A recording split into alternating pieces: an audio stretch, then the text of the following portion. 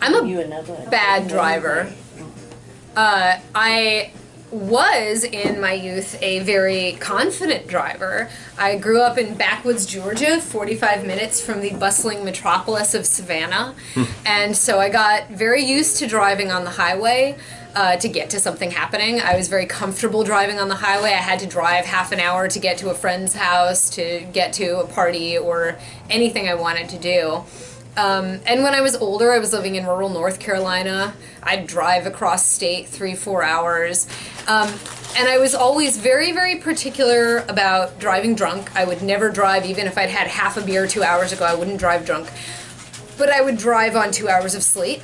I would drive after I had been up for 30 hours straight. I would drive and screw around with my phone. I would drive and fiddle with the radio. I very nearly died many times. I was constantly getting into tiny little fender benders and driving into posts and scratching somebody else's car. But I never thought that I was that bad a driver. My little sister refused to get in the car with me driving. We once went on a road trip together, and she said she was driving the whole way, and at one point she said, "I have to sleep." And she said, "I'm going to take a nap in the back of the car, wake me up after 10 minutes. And it was 10 minutes, and I tried waking her up. She wouldn't wake up. And we were on, kind of a schedule, so I start driving again.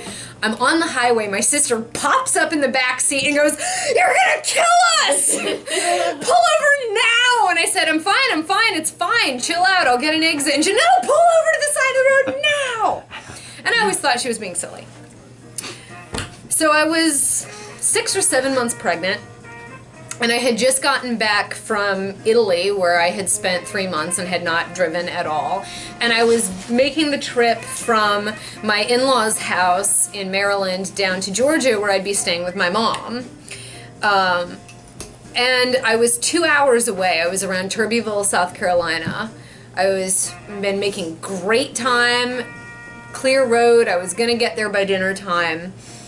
And there was a curve in the road, and I didn't notice it until I was almost on the grass, and I saw it, overcorrected, and then I was heading towards the grass on the other side, so I overcorrected, and then all of a sudden the steering wheel completely went haywire, and I was zigzagging all over the road, and I drove off the road, and I was going towards the trees and thinking, I'm gonna die right now. This is my death.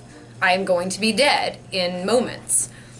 And I slammed on the brakes as hard as I could, and the car didn't stop, and it didn't stop, and it didn't stop, and I drove into a bunch of branches. There was no hard impact, the airbag didn't deploy, and I thought, I'm okay.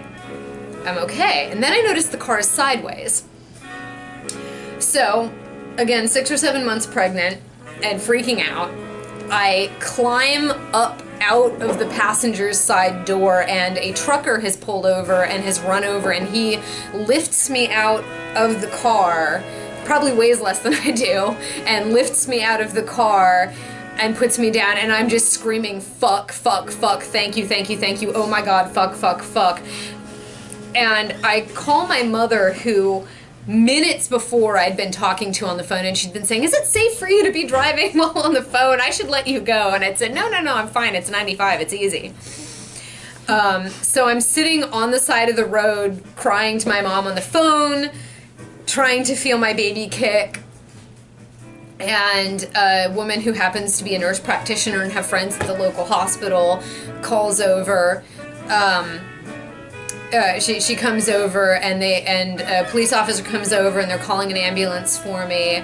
I end up in the ambulance trying to call my husband, who is deployed, and I'm in Turbyville, South Carolina, and I have T-Mobile, and I don't have any data, and I'm losing him on the phone, and so he's overseas freaking out because all he's heard is I've been in an accident.